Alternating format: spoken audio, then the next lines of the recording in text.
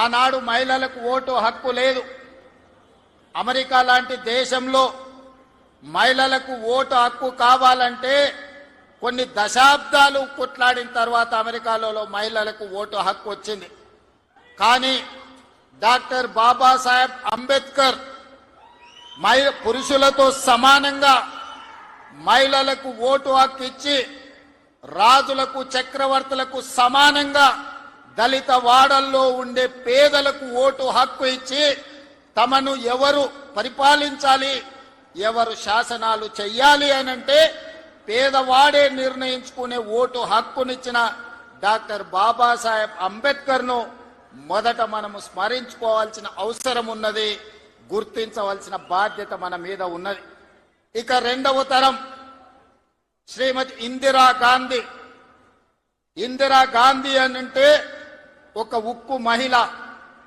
ఈ మహిళా స్ఫూర్తి ప్రపంచ దేశాల ముందు ఈ దేశాన్ని తలెత్తుకొని నిలబెట్టే విధంగా ఒకనాడు రాచరికాలు, రాజభరణాలు, జమీందారులు, జాగీర్దారులు, భూస్వాముల చేతుల్లో లక్షలాది కోట్లాది ఎకరాల భూములు ఉన్నప్పుడు అధికారం వాళ్ళ చేతుల్లోనే ఆయుధమై పేదలను హింసిస్తున్నప్పుడు ఈ దేశ ప్రధానమంత్రిగా బాధ్యత చేపట్టిన శ్రీమతి ఇందిరాగాంధీ గారు రాజభరణాలను రద్దు చేయడమే కాదు, భూస్వాముల దగ్గర, జమీందారుల దగ్గర ఉన్న కోట్లాది ఎకరాల భూములను ఆనాడు ఈ ప్రాంతంలో నిరంకుశ నిజాం సర్కార్కు వ్యతిరేకంగా సాయుధ రైతాంగ పోరాటం చేసి భూమి కోసం, భుక్తి కోసం, విముక్తి కోసం యుద్ధమే చేసిన పేదల కోసం భూ సంస్కరణలు తీసుకొచ్చి భూమి రాజుల దగ్గర ఉన్న,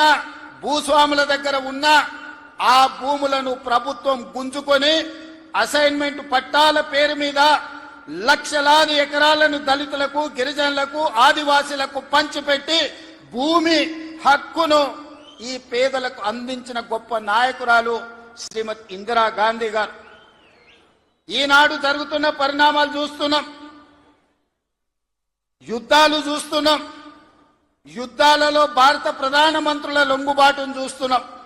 కానీ 1971లో ఇండియా పాకిస్తాన్ యుద్ధం జరిగినప్పుడు యుద్ధంలో పాకిస్తాన్ ను ఓడగొట్టి బంగ్లాదేశ్ ను విడగొట్టి అమెరికా ప్రెసిడెంట్ ను భారత రాజకీయాలలో మీరు కలగజేసుకోకండి, కలగజేసుకుంటే భారతదేశం ఊరుకోదు అని అమెరికన్ ప్రెసిడెంట్ ను హెచ్చరించిన భారత ప్రధానమంత్రి శ్రీమతి ఇందిరాగాంధీ గారు.